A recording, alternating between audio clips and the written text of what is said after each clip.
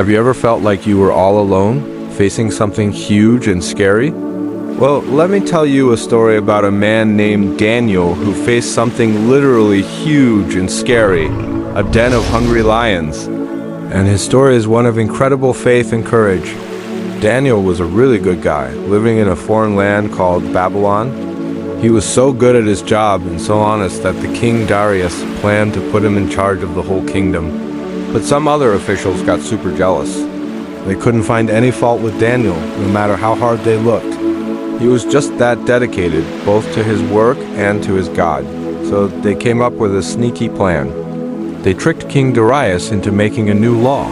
For the next 30 days, no one could pray to any god or man except the king. If they did, they'd be thrown into the lion's den. They knew Daniel prayed to his God 3 times a day, every single day. So what did Daniel do? Did he hide? Did he stop praying? No. He went home, opened his windows toward his beloved city, Jerusalem, and prayed just like he always did. He chose his faith over his fear. Of course, the jealous officials caught him and dragged him before the king. The king was heartbroken.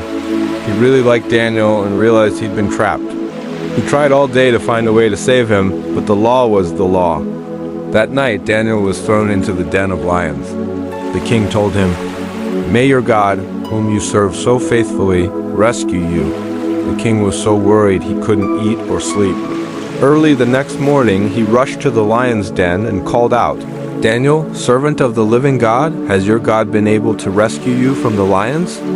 And then a voice came from the den. It was Daniel. He said, "My God sent his angel, and he shut the mouths of the lions. They have not hurt me." The king was overjoyed. Daniel was brought out without a single scratch on him. His unwavering faith had saved him.